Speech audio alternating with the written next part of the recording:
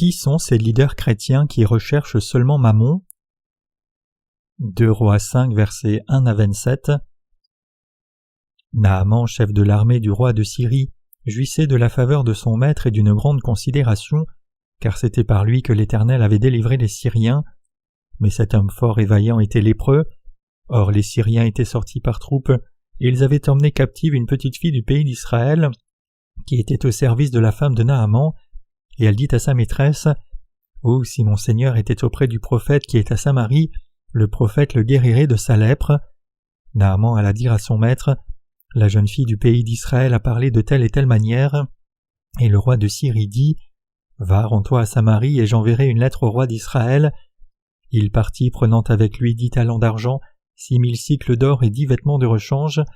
Il porta au roi d'Israël la lettre où il était dit, « Maintenant quand cette lettre te sera parvenue, tu sauras que je t'envoie Naaman mon serviteur, afin que tu le guérisses de sa lèpre. » Après avoir lu la lettre, le roi d'Israël déchira ses vêtements et dit, « Suis-je un Dieu pour faire mourir ou pour faire vivre, qu'il s'adresse à moi afin que je guérisse un homme de sa lèpre? Sachez donc et comprenez qu'il cherche une occasion de dispute avec moi. » Lorsqu'Élisée, homme de Dieu, apprit que le roi d'Israël avait déchiré ses vêtements, il envoya dire au roi, « Pourquoi as-tu déchiré tes vêtements? Laisse-le venir à moi et il saura qu'il y a un prophète en Israël. » Naaman vint avec ses chevaux et son char, et il s'arrêta à la porte de la maison d'Élisée. Élisée lui fit dire par un messager, « Va et lave-toi 7 fois dans le Jourdain, ta chair redeviendra saine et tu seras pur. » Naaman fut irrité et il s'en alla en disant, « Voici, je me disais, il sortira vers moi, il se présentera lui-même, il invoquera le nom de l'Éternel son Dieu, il agitera sa main sur la place et guérira le lépreux.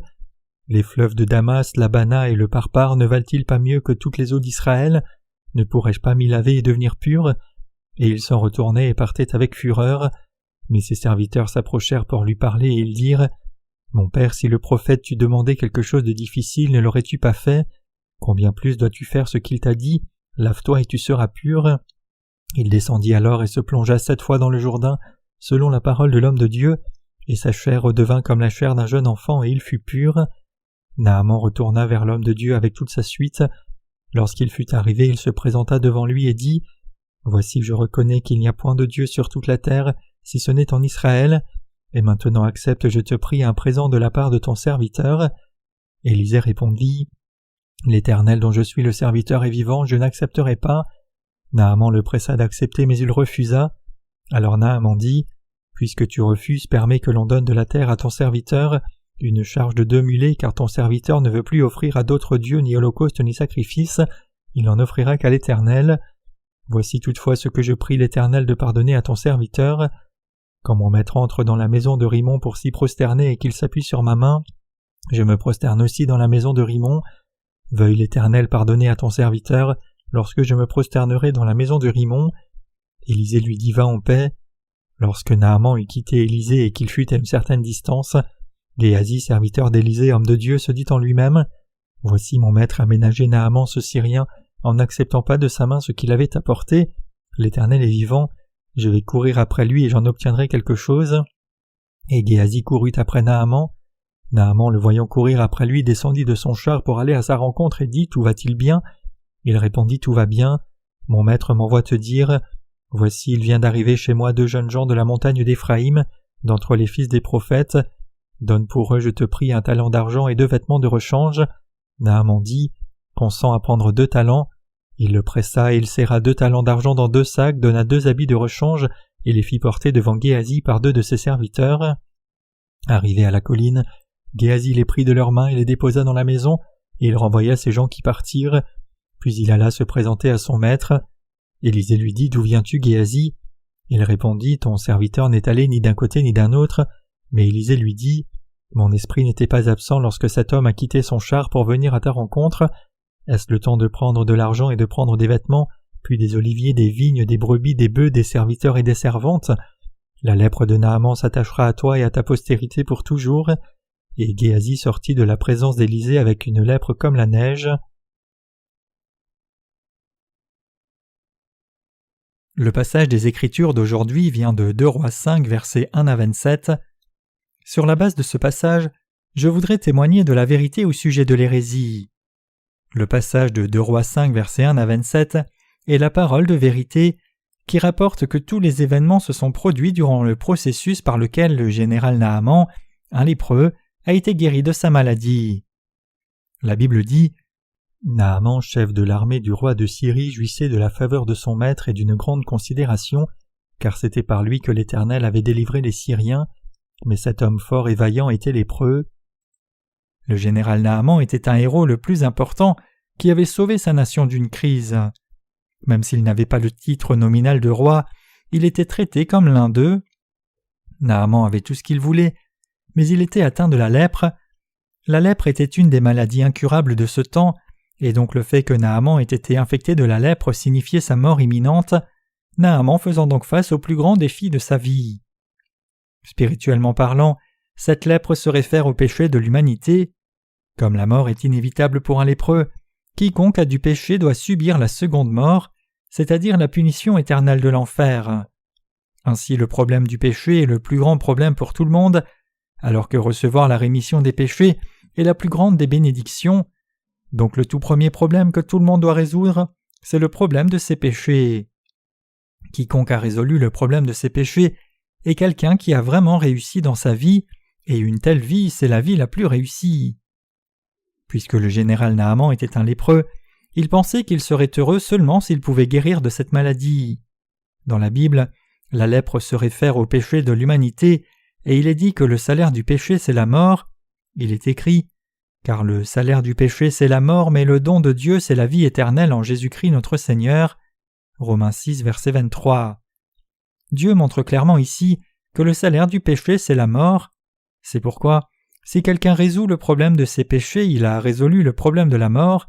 C'est donc une personne qui a du succès. Que peut désirer quelqu'un en plus s'il a résolu le problème de sa mort? Il n'y a rien de plus à désirer, si ce n'est de vivre le restant de sa vie pour la diffusion de l'évangile de l'eau et de l'esprit. Donc pour être guéri de sa maladie, Naaman est allé en Israël à la recherche d'Élisée. Il est allé vers le roi d'Israël avec une lettre personnelle du roi de Syrie. Dans cette lettre que Naaman lui apporta, le roi de Syrie écrivait « J'envoie le commandant de mon armée.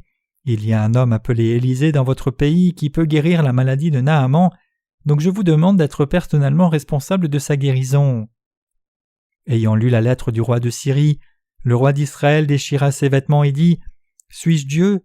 Comment puis-je guérir cette maladie si je ne suis pas Dieu? Le roi syrien n'est-il pas en train de chercher un conflit? Ne cherche-t-il pas une excuse pour nous envahir? Le commandant de son armée est atteint de la lèpre, mais qu'est-ce que cela a à voir avec moi?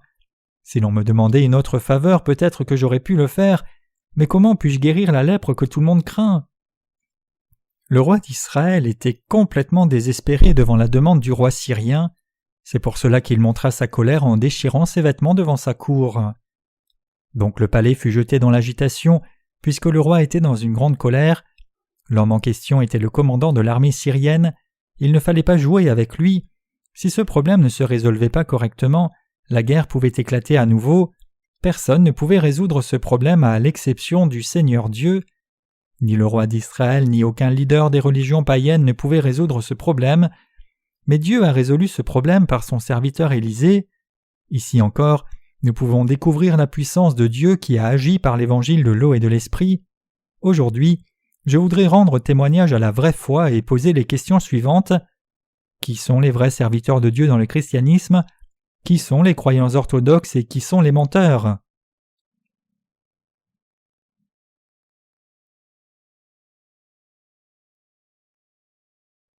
Envoie Naaman à Élisée.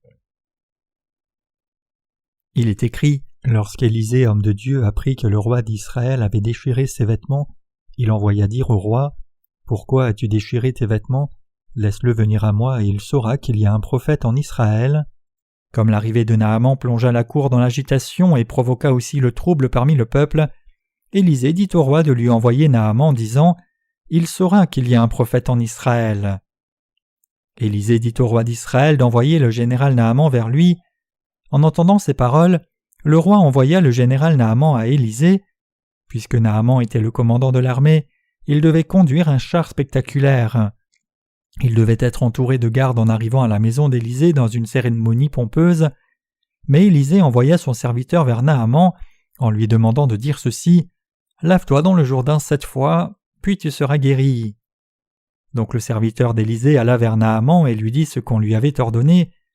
Élisée, le serviteur de Dieu, a dit « Va au Jourdain et lave-toi 7 fois, tu seras alors guéri de la lèpre. » Alors que la prescription d'Élisée était tout simplement incompréhensible pour la pensée du général Naaman, il s'est mis en colère et a cherché à rentrer dans son pays. Donc Naaman repartit en colère et ordonna à ses serviteurs de retourner en Syrie, disant « Élisée n'est même pas venu ici me dire cela en personne, mais il a juste envoyé son serviteur pour me dire que je dois me laver dans le Jourdain. Combien c'est dur! Ne sait-il pas qui je suis pour oser se moquer de moi de la sorte?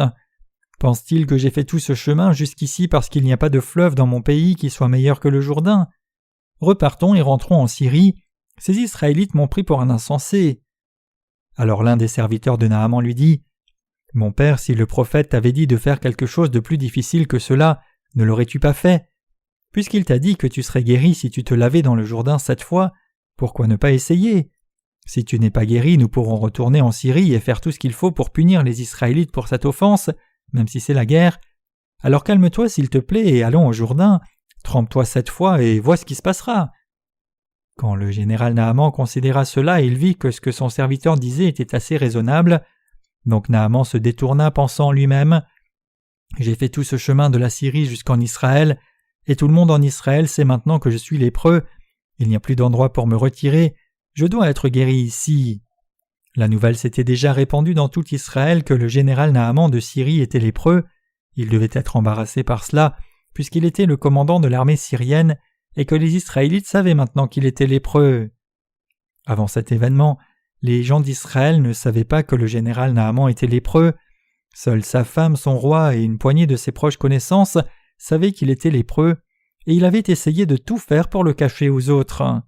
Mais une jeune fille prise en captivité en Israël avait dit à Naaman qu'il serait certainement guéri de sa lèpre s'il allait voir le prophète Élisée en Israël, et à cause de son désespoir, Naaman ne put faire autrement que de croire les paroles de cette fille.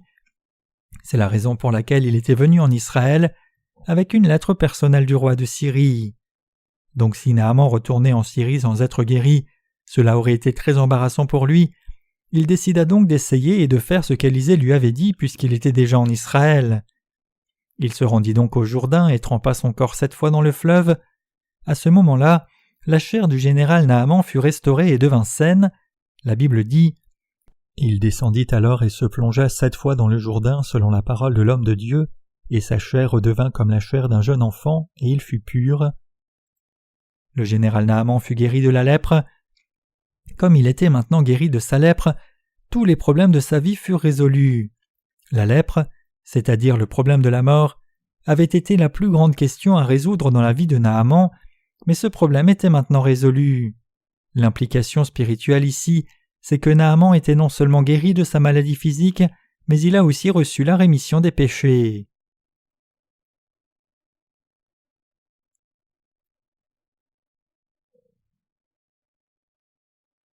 Il saura qu'il y a un prophète en Israël.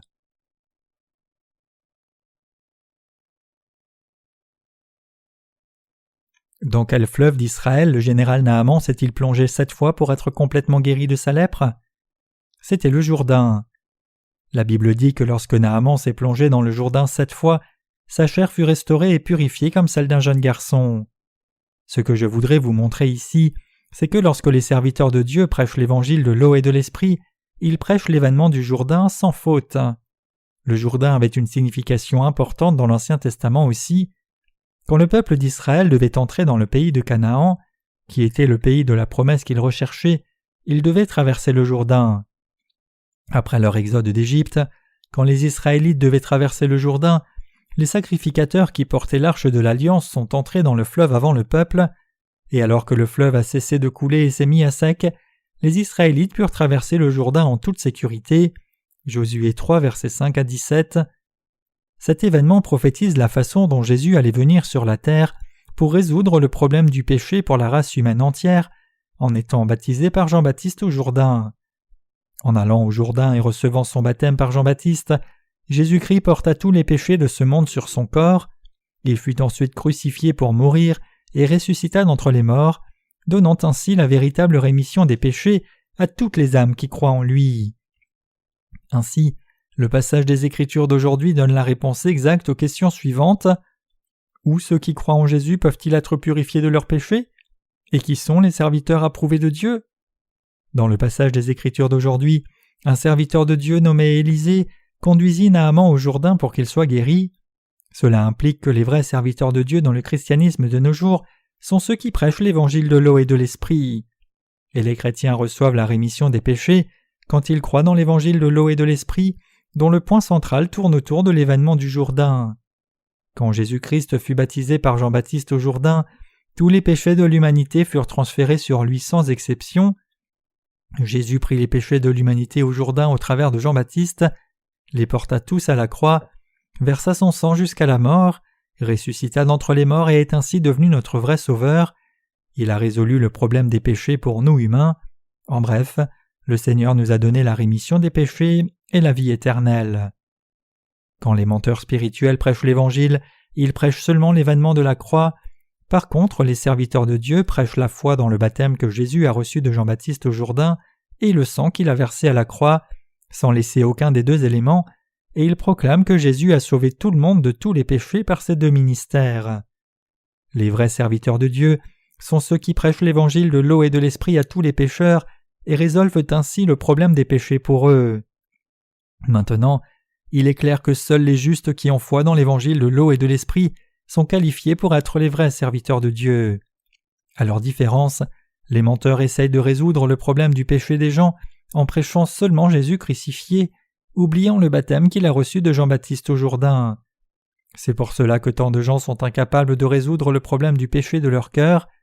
Donc ce sont ces gens qui se trouvent dans les communautés chrétiennes d'aujourd'hui. Aujourd'hui, je voudrais partager la parole de Dieu à ce sujet.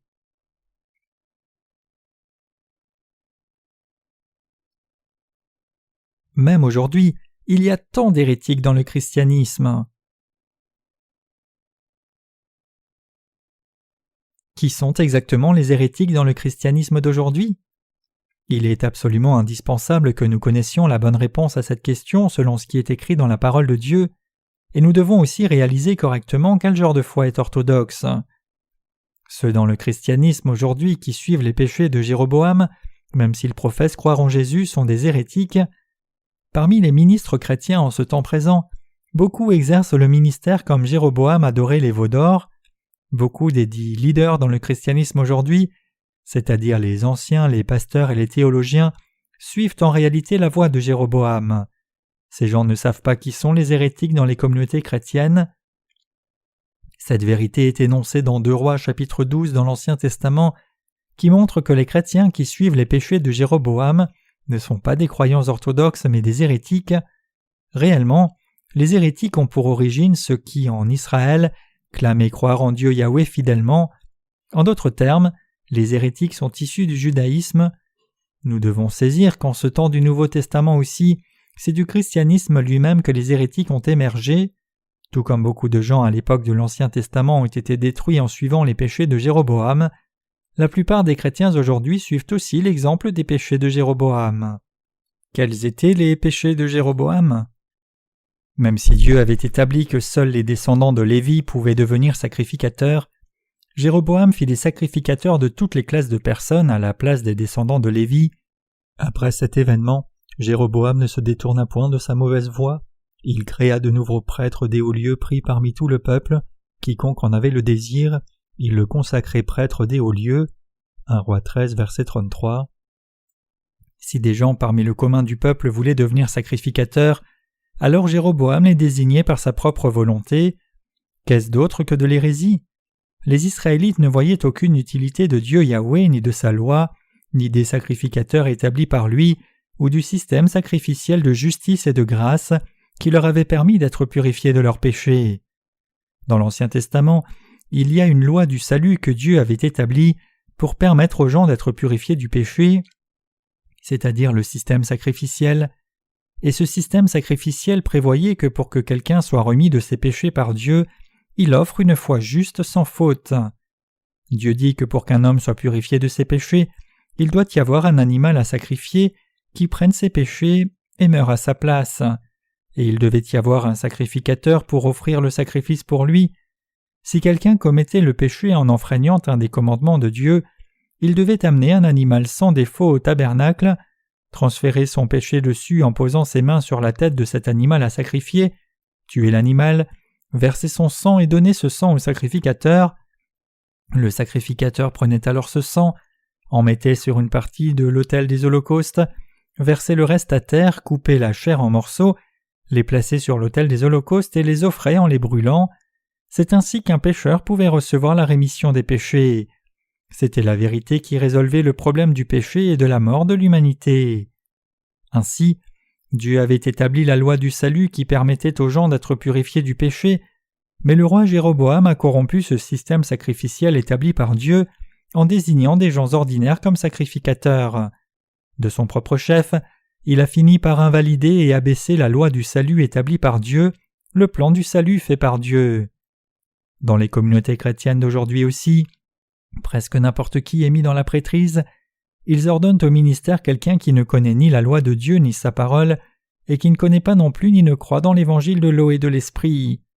Le christianisme d'aujourd'hui désigne des gens qui n'ont pas encore reçu la rémission des péchés de Dieu, comme pasteurs pour diriger des églises. Ces gens ont fait des veaux d'or leur Dieu au lieu de Jésus-Christ, et ils amènent les autres à suivre les veaux d'or. Le temple établi par Dieu se trouvait à Jérusalem, mais loin d'adorer là, Jéroboam a établi des sanctuaires à 2 différents endroits, Dan et Béthel. Le temple est le lieu où Dieu demeure, donc le temple de Dieu aujourd'hui c'est son Église, et il se trouve dans le cœur des saints qui croient dans l'évangile de l'eau et de l'esprit. C'est à l'Église de Dieu que nous allons pour l'adorer, et c'est à l'Église de Dieu que nous allons pour entendre la parole de l'évangile de l'eau et de l'esprit par ses serviteurs. Dans son Église, les pécheurs peuvent recevoir la rémission des péchés dans leur cœur, et ainsi résoudre tous les problèmes de leurs péchés, maladies et de leur vie. Ainsi, les gens devraient recevoir les bénédictions de Dieu à travers ses serviteurs, mais aujourd'hui, beaucoup de pasteurs les empêchent de le faire, bien que ce ne soit pas le cas de tous les pasteurs. Tout comme Jéroboam a fait dévier le peuple d'Israël dans l'adoration des veaux d'or, tant de pasteurs aujourd'hui font dévier leurs assemblées. Tout hérétique dans le christianisme est quelqu'un qui a suivi la voie de Jéroboam dans l'Ancien Testament. Puisque les officiants de l'Église d'aujourd'hui et les leaders chrétiens ne connaissent pas l'évangile de l'eau et de l'esprit ni n'y croient, ils ont du péché dans leur cœur. En ce moment précis même, ils sont toujours incapables d'effacer les péchés de leur cœur. En dépit de cela, chaque jour, ils essayent d'effacer leurs péchés par leurs propres prières de repentance, et ils fabriquent et servent une religion idolâtre. Même s'ils ont des péchés dans leur cœur, dans leurs églises respectives ils sont désignés comme diacres, anciens, pasteurs, et même professeurs dans les séminaires. Dans l'Église de Dieu cependant, seul quelqu'un qui a reçu la rémission des péchés dans son cœur, en croyant dans l'évangile de l'eau et de l'esprit, peut être désigné dans un service de l'Église pour faire l'œuvre de Dieu. Tout comme Dieu a établi seulement les descendants de Lévi comme ses sacrificateurs, aujourd'hui, ce sont seulement les croyants dans l'évangile de l'eau et de l'esprit que Dieu suscite pour être ses serviteurs. En contraste avec les hérétiques qui désignent des pécheurs dans les services de l'Église, Dieu établit seulement les justes qui croient dans l'évangile de l'eau et de l'esprit comme officiants dans son Église. Élisée demanda au roi d'Israël de lui envoyer le général Naaman pour qu'il sache qu'il y avait un prophète en Israël. Quand le général Naaman est venu, Élisée a alors dit à son serviteur de lui transmettre le message que Naaman devait aller au Jourdain et se laver 7 fois. Donc le serviteur d'Élisée vint vers Naaman et lui donna le message d'Élisée. En entendant cela, le général Naaman fut en colère. Naaman lépreux fut furieux parce qu'il était plein de ses propres pensées. Même quand une personne malade va voir un docteur pour être guérie de sa maladie, si elle est pleine de ses propres pensées, elle pourrait bien finir par se battre avec le docteur. À l'hôpital, chaque patient devrait faire ce que le docteur lui dit de faire. Si le docteur lui dit d'enlever son t-shirt, il devrait le faire. Et le docteur demandera probablement quand les symptômes ont commencé à se manifester, il devrait alors répondre à toutes les questions du docteur. Mais Élisée dit simplement au général Naaman d'aller au Jourdain et de se laver 7 fois. Pire encore, Élisée n'a pas dit cela en personne, mais il a envoyé le message par un serviteur. C'est pour cela que Naaman était en colère. Quand Naaman y pensa, il se sentit insulté par Élisée. Dans sa pensée charnelle, il pensait qu'Élisée viendrait à lui en personne, poserait ses mains sur lui et guérirait sa lèpre en disant « Sois guéri au nom de Yahweh ».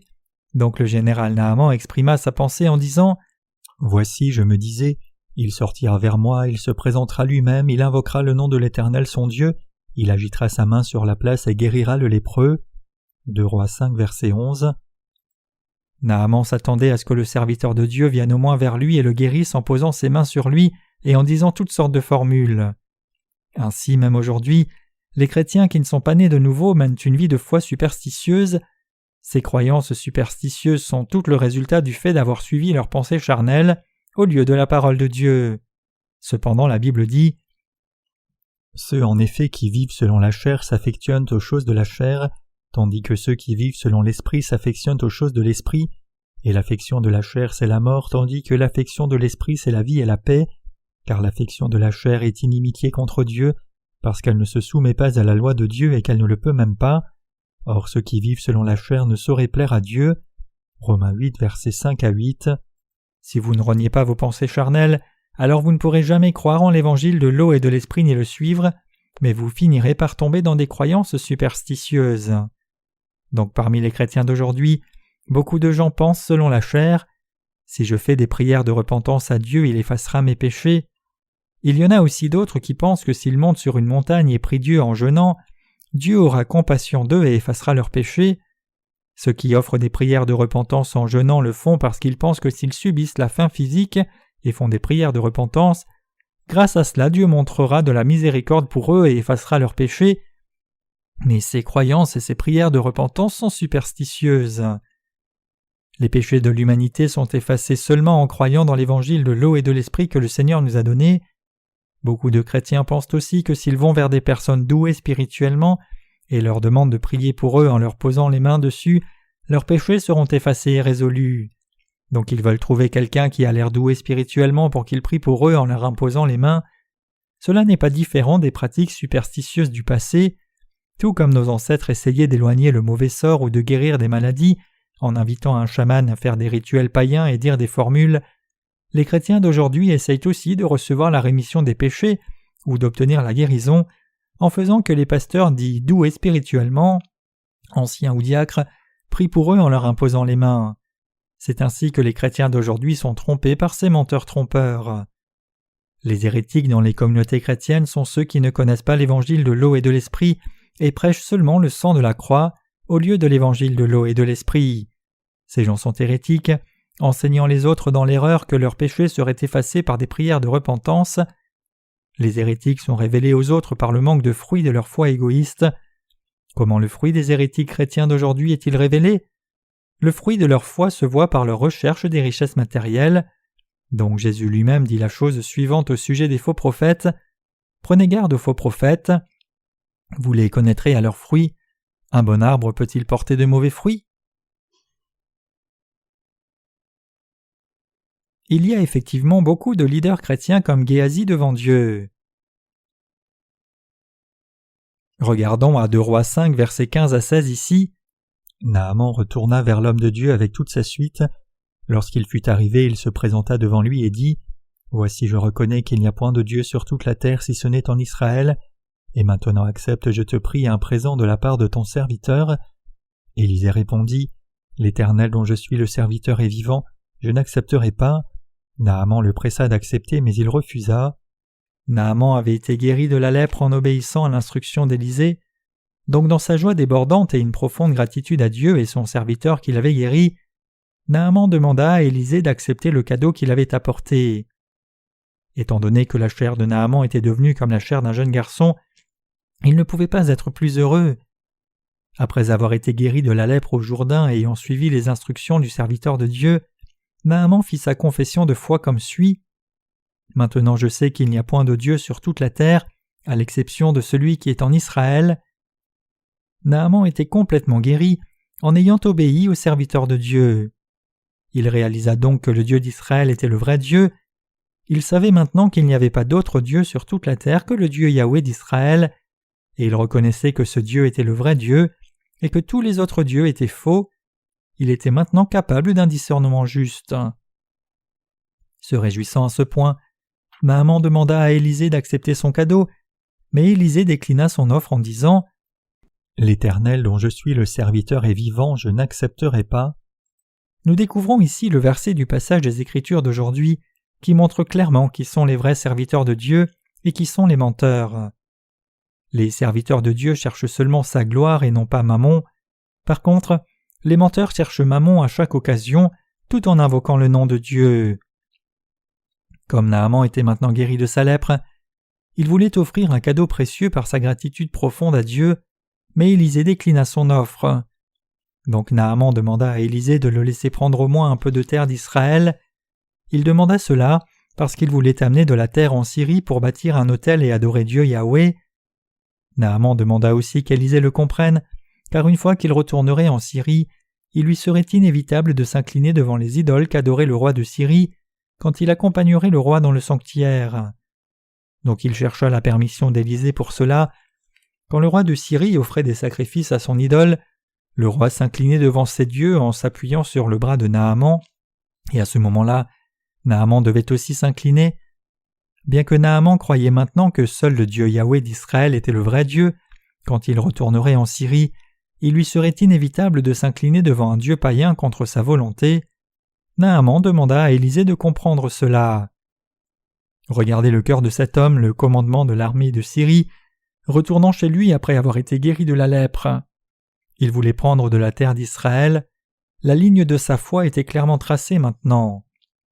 Naaman réalisait maintenant que le Dieu d'Israël était le vrai Dieu, et la ligne de sa foi était maintenant clairement tracée dans son cœur. Donc combien sa foi était-elle droite ? Une fois que Naaman retournerait en Syrie, il parlerait à sa femme du Dieu Yahweh et parlerait aussi de lui à ses amis. Ne s'est-il pas encore proclamé dans toute la Syrie que Dieu Yahweh était le vrai Dieu ? Ceci ne se serait-il pas produit ? Certainement que cela se serait produit ainsi. Comme Naaman réalisait que seul le Dieu d'Israël était le vrai Dieu et que seul le peuple d'Israël était le peuple de Dieu, spirituellement parlant, il faisait maintenant partie du peuple d'Israël. Quand il rentrerait dans son pays, il répandrait cette nouvelle dans toute la nation, et la Syrie deviendrait aussi une nation de Dieu spirituellement. Si Élisée avait accepté le cadeau de Naaman, cela aurait signifié qu'Élisée avait reçu une compensation pour la guérison de Naaman. Si cela s'était passé, le général Naaman aurait pensé qu'il avait payé sa dette envers Élisée pour la guérison de sa lèpre, et donc il n'aurait pas été reconnaissant plus longtemps, mais aurait continué à adorer les idoles une fois rentré dans son pays. Cependant, Élisée savait cela et donc il dit qu'il ne recevrait pas de cadeau de la part de Naaman. En d'autres termes, quand Élisée déclina le cadeau de Naaman, il le fit pour faire passer le message suivant: « Dieu t'a guéri parce qu'il a eu compassion de toi, c'est Dieu qui t'a guéri. J'ai seulement fait ce qu'il m'a ordonné de faire pour te dire d'aller au Jourdain et te laver. Donc quand tu es allé au Jourdain et t'es lavé, Dieu a guéri ta maladie. Tout cela a été fait par Dieu. » Tout devenait plus clair pour Naaman. Guéri de sa maladie, le général Naaman a été rempli d'une grande joie. Il était si reconnaissant. Naaman voulait offrir un don à Élisée après avoir été guéri, mais puisqu'Élisée n'a pas accepté ce don et l'a réalisé, vraiment c'est un don de Dieu, c'est la vérité. Donc il retournerait dans son pays et raconterait son histoire à ses serviteurs, sa femme et son roi, et un grand réveil spirituel se produirait dans sa nation. Le problème cependant, c'était le serviteur d'Élisée nommé Géasi. Cet homme Géasi savait très bien comment son maître faisait l'œuvre de Dieu, ce que Dieu avait dit à travers son maître, comment il avait accompli sa parole et comment il avait protégé et défendu la nation d'Israël. Géasi aussi était quelqu'un qui croyait en Dieu, mais cet homme, un croyant en Dieu Yahweh, finit par devenir un croyant égoïste et pris de convoitise. Il est écrit: « Géasi, serviteur d'Élisée, homme de Dieu, se dit en lui-même: « Voici mon maître a ménagé Naaman ce Syrien en n'acceptant pas de sa main ce qu'il avait apporté. L'Éternel est vivant, je vais courir après lui et j'en obtiendrai quelque chose. » 2 Rois 5, verset 20. Au contraire d'Élisée qui avait dit: « L'Éternel devant qui je me tiens est vivant, je ne recevrai rien de lui », ces deux hommes avaient un état d'esprit complètement opposé.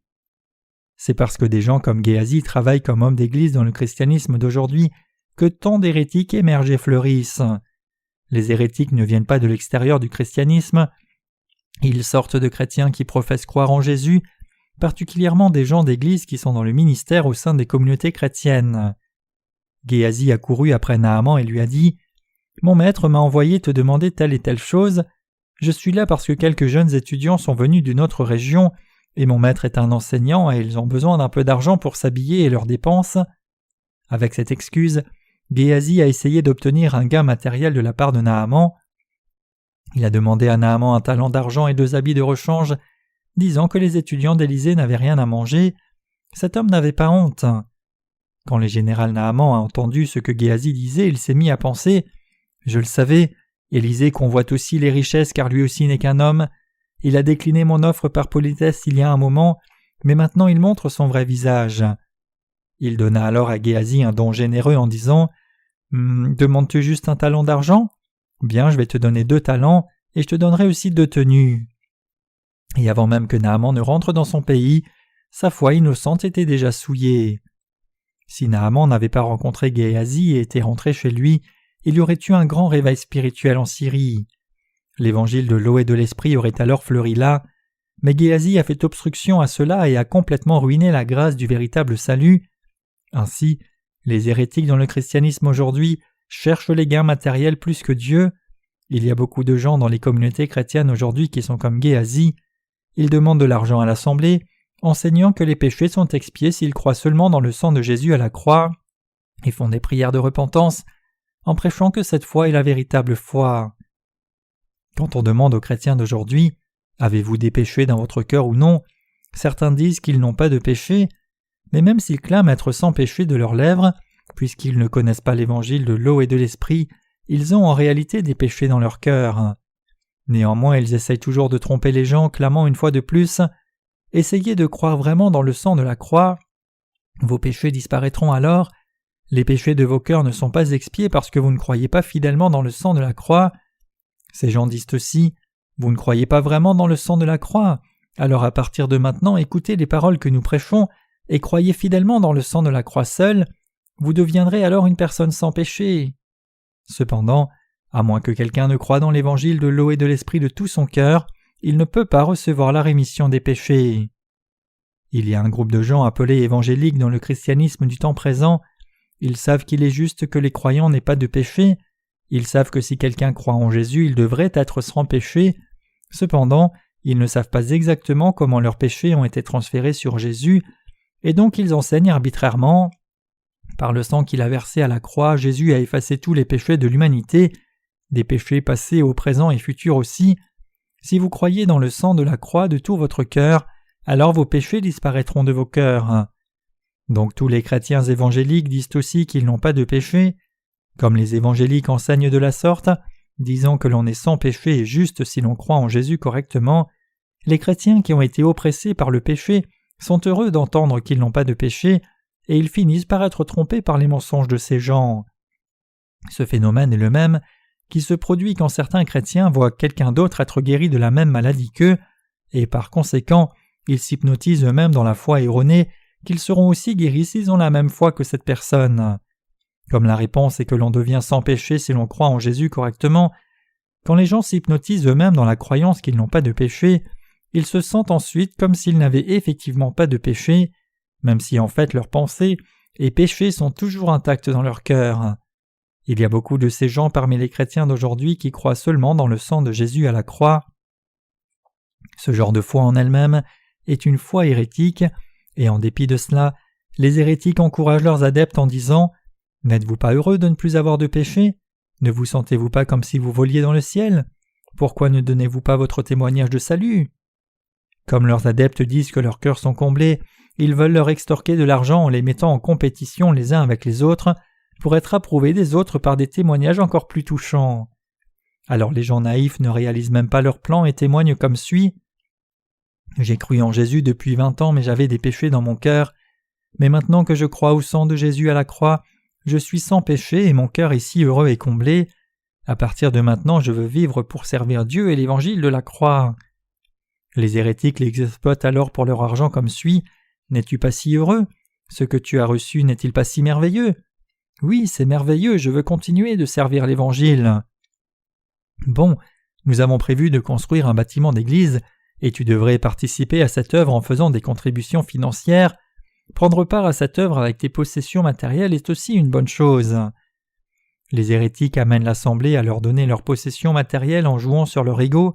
Ils leur disent « c'est une telle bénédiction d'entendre ton témoignage. Et lorsqu'ils se rassemblent, ils demandent à l'assemblée de témoigner, et ils leur soutirent de l'argent. Ce que les hérétiques veulent, c'est l'argent. Ils prennent l'argent de leur assemblée de différentes façons. Quand ils font une réunion de réveil, ils demandent aux participants de faire des offrandes. Pour forcer leur assemblée à faire des offrandes, les menteurs citent souvent la Bible comme le passage suivant. « 3 fois par année, tous les mâles d'entre vous se présenteront devant l'Éternel ton Dieu, dans le lieu qu'il choisira, à la fête des pains sans levain, à la fête des semaines et à la fête des tabernacles. On ne paraîtra point devant l'Éternel les mains vides. Chacun donnera ce qu'il pourra selon les bénédictions que l'Éternel ton Dieu lui aura accordées. » Deutéronome 16, versets 16 à 17. Donc lorsque leurs églises tiennent une réunion de réveil, il y a une grande pile d'enveloppes pour les offrandes, et avant que le prédicateur ne commence son sermon, il nomme chaque personne qui a offert une enveloppe, remercie Dieu dans la prière, et lui demande de les bénir spécialement. En prenant une enveloppe d'offrande, ils peuvent dire combien d'argent elle contient, ils font des réunions de réveil pour exploiter l'argent de leur assemblée, et leur but est de convertir les gens au christianisme, seulement pour prendre leur argent sous n'importe quel prétexte. Le but ultime de leur ministère est l'argent. Regardez aux églises dont ils se prévalent pour l'histoire et la tradition. À la fin, après avoir soutiré autant d'argent que possible à leur assemblée, ils le dépensent pour construire un bâtiment d'église extravagant. Même si elle est entourée de bidonvilles, l'église elle-même est grande et magnifique.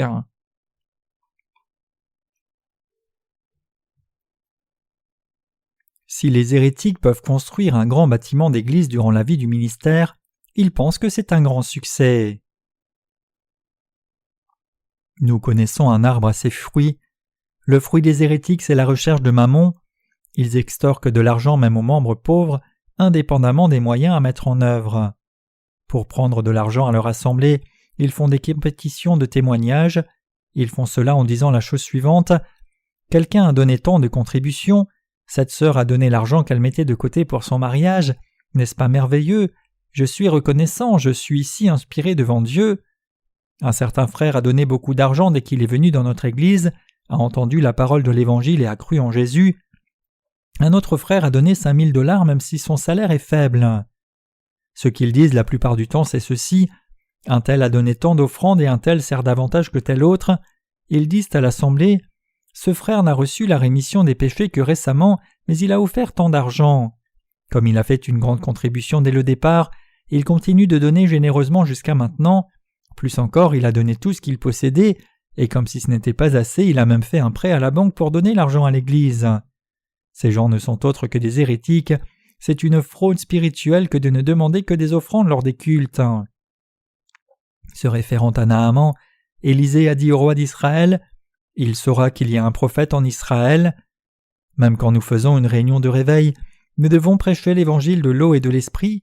Tout le monde doit croire dans l'évangile de l'eau et de l'esprit et ainsi être qualifié pour être béni par Dieu.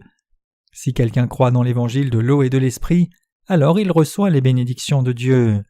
C'est pour cela que l'Église de Dieu, de ceux qui sont nés de nouveau, dit à tout le monde d'avoir foi dans l'évangile de l'eau et de l'esprit plutôt que de demander des offrandes à l'Église.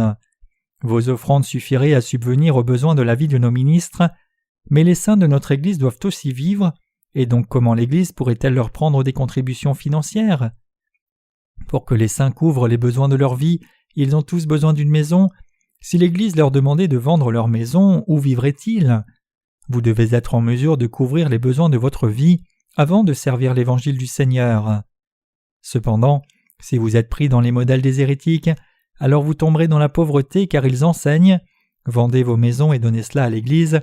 Si vous louez une grande maison, alors déménagez dans une petite maison et donnez la différence à l'Église. Prenez un prêt bancaire en hypothéquant vos salaires et donnez l'argent à l'Église. Les hérétiques enseignent comme cela, suggérant qu'une telle vie soit une vie digne qui plaise à Dieu. Donc quand les gens sont pris dans les filets des hérétiques d'aujourd'hui, ils ne peuvent que s'endetter. Ce qui est pire, c'est que leur péché reste intact dans leur cœur. Ces gens qui exploitent l'assemblée pour de l'argent ne sont autres que les hérétiques qui résident dans les communautés chrétiennes. Comment pouvons-nous donc reconnaître les serviteurs de Dieu des faux enseignants et comment pouvons-nous reconnaître la vraie Église de Dieu des fausses églises? Nous pouvons les séparer en regardant aux fruits de leur foi et à l'Évangile qui est diffusé.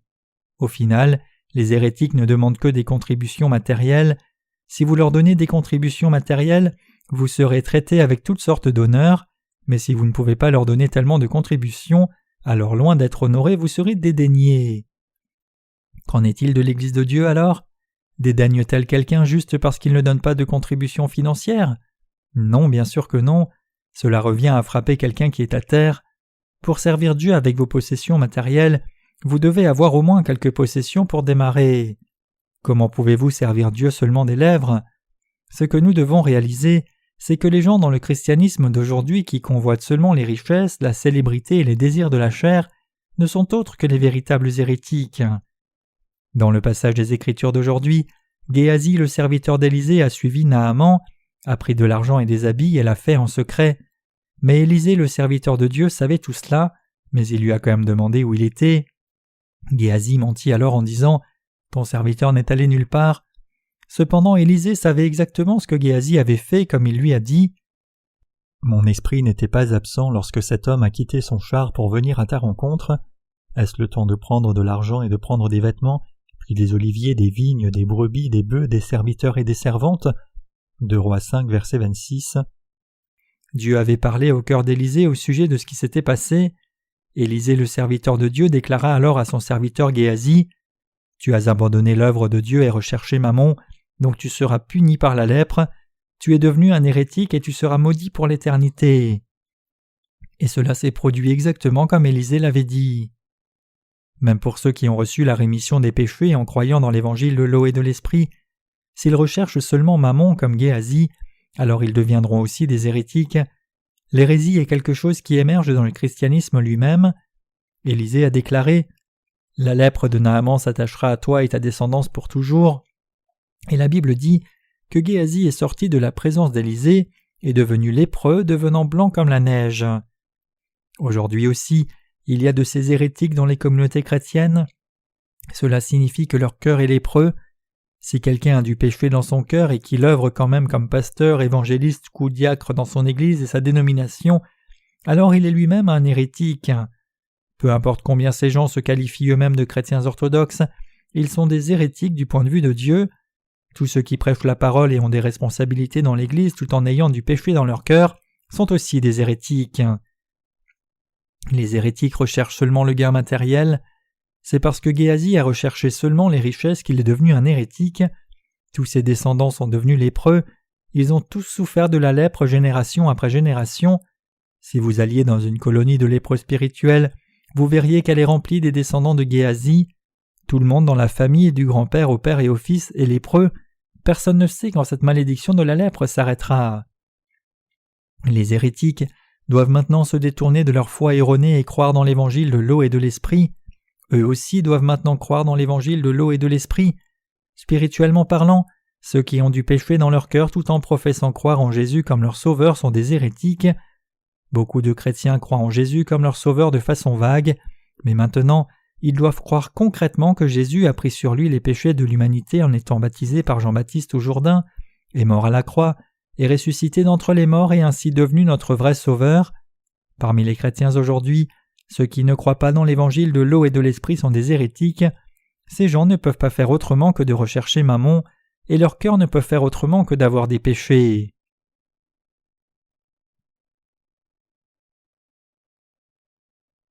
Y a-t-il du péché dans vos cœurs et le mien qui croient maintenant dans l'évangile de l'eau et de l'esprit ?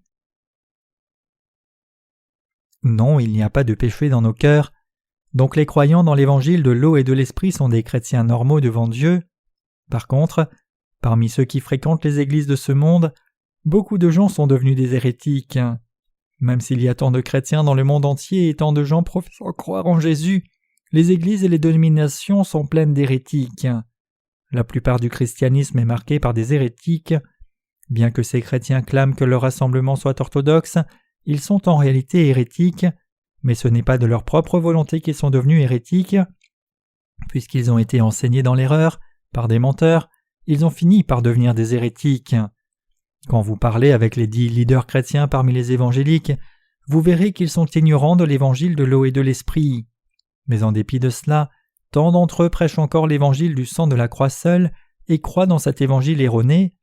Leur évangile ressemble au vrai, mais il est en fait différent de l'évangile de l'eau et de l'esprit. Il apporte seulement la malédiction sur les croyants parce que c'est cet évangile que le Seigneur a dénoncé. Mais quand un ange du ciel annoncerait un autre évangile que celui que nous vous avons prêché, qu'il soit anathème, nous l'avons dit précédemment et je le répète à cette heure, si quelqu'un vous annonce un autre évangile que celui que vous avez reçu, qu'il soit anathème. Galates 1, versets 8 à 9. L'Église de Dieu est le rassemblement de ceux qui croient dans l'évangile de l'eau et de l'esprit. C'est le rassemblement de ceux qui ont été remis et sauvés des péchés du monde en croyant dans l'évangile de l'eau et de l'esprit. Partout où les croyants dans l'évangile de l'eau et de l'esprit sont rassemblés dans ce monde, c'est l'Église de Dieu. Les membres de l'Église de Dieu sont ceux qui ont reçu la rémission des péchés en croyant dans l'évangile de l'eau et de l'esprit. Comment ont-ils reçu la rémission des péchés? Ils l'ont obtenue en croyant dans l'évangile de l'eau et de l'esprit. Cependant, quand on demande aux hérétiques « Comment avez-vous reçu la rémission des péchés ?» ils disent « Je l'ai reçue en croyant dans le sang de la croix. » Quand on leur demande à nouveau « N'avez-vous donc pas de péché? Votre conscience est-elle réellement sans péché ou pas ?» La plupart d'entre eux disent qu'ils ont des péchés. Quand leurs cœurs sont examinés en profondeur, il est évident que leurs péchés sont encore intacts en eux. Ces gens sont hérétiques. Ils ne connaissent pas l'évangile de l'eau et de l'esprit ni ne veulent y croire. Certains d'entre eux disent qu'ils connaissent aussi l'évangile de l'eau et de l'esprit, mais quand on leur demande « Si vous connaissez cet évangile, parlez-en », ils ne peuvent en réalité rien dire de cet évangile de l'eau et de l'esprit. Certains peuvent être en mesure de parler de l'évangile de l'eau et de l'esprit en bref, mais quand nous leur posons des questions, nous finissons par découvrir qu'ils ne connaissent pas vraiment cet évangile. Les apôtres du temps de l'Église primitive avaient aussi l'évangile de l'eau et de l'esprit. Cet évangile, en d'autres termes, existait aussi au temps apostolique. Tout comme nous, l'apôtre Paul, l'apôtre Pierre et l'apôtre Jean croyaient et prêchaient l'évangile de l'eau et de l'esprit. Cependant, au fil du temps, le christianisme a été sécularisé. Constantin le Grand a déclaré le christianisme religion d'État de l'Empire romain. À partir de là, l'évangile de l'eau et de l'esprit disparut, et l'évangile du sang versé à la croix seul a commencé à être accepté comme si c'était le véritable évangile. Après cela, la foi dans l'évangile de l'eau et de l'esprit a disparu, et tout le monde était reconnu chrétien s'il professait croire en Jésus. C'est pour cela qu'il y a tant d'hérétiques dans les communautés chrétiennes. Nous avons entendu beaucoup de pasteurs et d'évangélistes à l'étranger nous dire qu'ils avaient reçu la rémission des péchés en lisant nos livres. Ils ne nous l'ont pas écrit parce que nous leur aurions demandé d'écrire de tels témoignages, c'est parce qu'ils ont réellement reçu la rémission des péchés en croyant dans l'évangile de l'eau et de l'esprit qui nous envoie des emails. C'est la raison pour laquelle nous menons notre ministère de la littérature. Même si nous ne les avons pas vus face à face, nous connaissons leur foi, donc nous menons notre ministère de la littérature encore plus diligemment. En écrivant des livres, les traduisant et les publiant, nous prêchons maintenant l'évangile de l'eau et de l'esprit à chacun dans le monde entier. Même si nous sommes insuffisants, nous sommes toujours les serviteurs de Dieu et son peuple. Ce sont les croyants dans l'évangile de l'eau et de l'esprit qui sont les vrais serviteurs de Dieu. Pendant que les ouvriers de Dieu servent l'évangile de l'eau et de l'esprit en se consacrant eux-mêmes entièrement, les hérétiques qui ne sont pas le peuple de Dieu commettent seulement des fraudes spirituelles. Il y avait une chanson d'enfant en Corée qui disait « On m'a dit de croire en Jésus et d'aller à l'église, mais on m'a volé mes chaussures. » Quelqu'un a dû écrire cette chanson comme un jeu, mais les hérétiques n'ont leur vue que sur votre argent. Ils cherchent toujours une occasion de tuer votre âme. Cependant, Dieu a mis sur la terre ses saints qui croient dans l'évangile de l'eau et de l'esprit, et ces saints sauvent les âmes maintenant. Vous et moi sommes serviteurs de Dieu, n'est-ce pas une bénédiction merveilleuse? Laissez-moi vous dire clairement qui sont exactement les hérétiques. Tous ceux qui ont fabriqué des doctrines chrétiennes à partir de leurs propres pensées et qui disent que l'on doit croire selon ces doctrines sont hérétiques. Ces gens ne s'occupent pas de ce que dit vraiment la parole de Dieu. Ils mettent davantage l'accent sur l'éthique, la morale et leur propre mode de pensée. Donc ils ont fait des doctrines chrétiennes selon leur mode de pensée et ils approuvent ceux qui croient en Dieu selon ces doctrines. C'est là toute la question de la doctrine de la croix dans le christianisme aujourd'hui. Ces chrétiens sont certains qu'ils ont déjà été sauvés en croyant dans le sang de la croix, et ils croient que les péchés quotidiens qu'ils commettent ensuite sont remis s'ils font des prières de repentance. Pour atteindre le salut parfait cependant, ils doivent mener une vie sainte et être sanctifiés, donc ils pensent que s'ils essaient d'être sanctifiés comme cela, ils seront complètement sanctifiés par Dieu à leur mort, c'est-à-dire qu'ils seront sans péché et entreront dans le royaume des cieux. C'est ce que la plupart des chrétiens croient de nos jours. puisque ces chrétiens ont fabriqué des doctrines chrétiennes à partir de leurs pensées confuses et croient dans ces doctrines, quand nous prêchons le baptême de Jésus en plus de son sang au lieu de parler seulement du sang de la croix, ils nous considèrent comme étranges et nous traitent d'hérétiques, et ils disent que même s'ils ont encore des péchés en dépit de leur foi en Jésus, même ces pécheurs peuvent entrer au ciel puisqu'ils croient en Jésus. Par contre, les croyants dans l'évangile de l'eau et de l'esprit disent qu'ils n'ont pas de péché du tout, et c'est précisément pour cela que ces pécheurs chrétiens nous traitent d'hérétiques. À leurs yeux et selon le modèle de leur doctrine, c'est nous qui sommes hérétiques, mais vu à travers le modèle de la parole de Dieu, ce sont eux qui sont hérétiques, et nous sommes des croyants orthodoxes. Comme vous pouvez le voir ici, le modèle de pensée humain est très dangereux, c'est pour cela que quiconque croit en Jésus doit rejeter ses propres pensées. Nous avons vu comment le général Naaman a aussi rejeté ses propres pensées et s'est plongé dans le Jourdain 7 fois selon les paroles du serviteur de Dieu, et comment par conséquent sa chair a été complètement guérie et est devenue comme la chair d'un jeune garçon. Nous devons rejeter nos pensées charnelles et écouter ce que Dieu dit, reconnaître ses serviteurs et écouter ce que ces serviteurs de Dieu nous disent, et nous devons suivre l'évangile de l'eau et de l'esprit. Étant donné que le christianisme entier est vraiment tombé dans la foi de l'hérésie, si je parlais de ce sujet trop crûment, au lieu de réaliser leur réalité, beaucoup de chrétiens m'attaqueraient férocement. Avec cela à l'esprit, je prévois d'expliquer la réalité de l'hérésie pas à pas sur la base de la parole pour qu'ils puissent comprendre. Je vais les amener à se détourner et à revenir au véritable évangile de l'eau et de l'esprit. Je suis certain que Dieu accomplira cela. Je suis reconnaissant à Dieu de nous faire croire que Jésus a pris sur lui tous nos péchés et les a effacés en étant baptisé par Jean-Baptiste au Jourdain, et d'avoir fait de nous ses serviteurs en dépit de nos insuffisances. Maintenant que nous avons reçu la rémission des péchés, en croyant dans l'évangile de l'eau et de l'esprit, nous devons consacrer nos cœurs et pensées à Dieu. Nous confier en Dieu, c'est unir nos cœurs, nos pensées et notre détermination avec la volonté de Dieu, nous offrant nous-mêmes à Dieu pour être utilisés par Dieu selon sa volonté. C'est alors que Dieu nous utilise comme instruments de sa justice. Si cependant nous n'offrons pas nos pensées et corps à Dieu même après avoir reçu la rémission des péchés, alors nos corps deviendront des instruments de péché. Si nous ne sommes pas vigilants, nous pourrions aussi devenir des Géasi. C'est possible même pour nous de devenir comme Géasi. Géasi avait travaillé avec Élisée et il est quand même devenu un hérétique. Ayant reçu la rémission des péchés, si nous nous unissons à l'Église de Dieu et participons ensemble à l'œuvre qui soutient et sert son évangile, nous serons aussi capables de vivre comme les serviteurs chéris de Dieu et serons approuvés comme de bons et fidèles serviteurs de son point de vue. Cependant, si nous ne le faisons pas, alors nous deviendrons comme Géasi et entendrons Dieu nous reprendre en disant « Chassez ces serviteurs inutiles ». Ce n'est pas parce que nous sommes spirituels, méritants ou de bonne nature que nous pouvons servir le Seigneur. C'est quand nous offrons nos corps et nos pensées à Dieu qu'il nous élève pour être utilisés, et c'est ainsi que nous devenons les instruments de sa justice, après avoir reçu la rémission des péchés. Je vous exhorte tous à réaliser cela et à y croire. Ce n'est pas par notre propre volonté que quoi que ce soit de spirituel se fait. Vous devriez vous confier à Dieu, laissez Dieu s'occuper de vous, demandez-lui de vous protéger et de vous bénir. Même si vous et moi avons reçu la rémission des péchés, et peu importe combien nous pourrions être forts et déterminés, si nous ne nous confions pas à Dieu, nous ferons de nos corps des instruments d'iniquité pour pécher. Ne livrez pas vos membres au péché comme des instruments d'iniquité, mais donnez-vous vous-même à Dieu comme étant vivants de mort que vous étiez, et offrez à Dieu vos membres comme des instruments de justice. Romains 6, verset 13. Il n'y a pas d'exception ici, c'est la même chose pour vous et moi aussi. À moins que je ne continue de faire l'œuvre de Dieu, je finirai aussi par devenir un instrument de péché.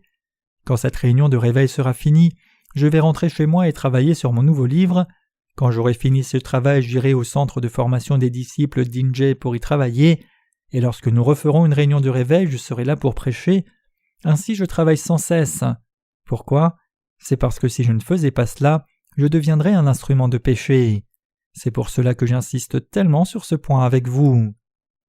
Pour nous tous ici, nos étudiants, nos sœurs, nos frères, nos ministres et tous les autres aussi, ce à quoi nous nous consacrons détermine si nous devenons des instruments de justice ou des instruments de péché. Nous sommes tirés dans deux directions, spirituelle et charnelle. C'est la condition dans laquelle nous nous trouvons maintenant, ayant reçu la rémission des péchés. En fonction de la direction dans laquelle nous allons, notre camp est déterminé, et une fois que c'est déterminé, il est difficile de s'en détourner. Si un arbre penche beaucoup d'un côté, il tombera de ce côté-là. Quand les nuages sont pleins de pluie, ils la répandent sur la terre, et si un arbre tombe au midi ou au nord, il reste à la place où il est tombé. Ecclésiaste 11, verset 3. Si vous penchez vers Dieu, alors vous deviendrez un serviteur de Dieu, mais si vous penchez vers le monde, alors vous deviendrez un serviteur du monde. C'est le carrefour que nous rencontrons après avoir reçu la rémission des péchés. Si nous laissons nos cœurs pencher vers le monde, même un peu, nous deviendrons des instruments du monde en peu de temps. Il y a une chanson en Corée qui est assez populaire, et ses paroles disent quelque chose comme cela. « Ne va pas trop loin car tu es une femme ». Il semble que cette chanson a été chantée à partir de l'inquiétude d'une mère pour sa fille. « Ne va pas trop loin car tu ne pourras pas rentrer à la maison car tu es une femme ». Il est facile pour une femme d'être blessée et abandonnée dans ce monde dangereux, mais cela signifie-t-il que les frères soient libres du monde? Spirituellement parlant, nous sommes tous sœurs devant Dieu. Nous sommes l'épouse de Jésus. Voulez-vous essayer? Allez et essayez d'appeler le révérend Park, sœur Park. Mes chers croyants, nous ne devons pas aller trop loin dans le monde.